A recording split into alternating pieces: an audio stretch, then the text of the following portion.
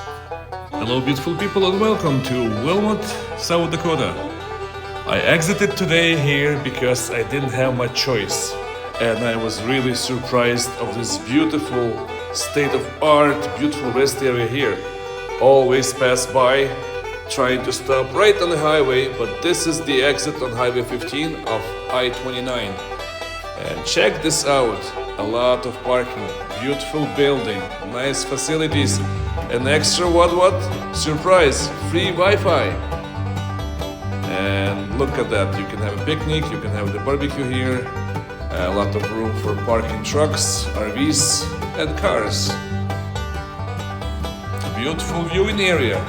This is up on elevation, a little bit windy, but looks nice.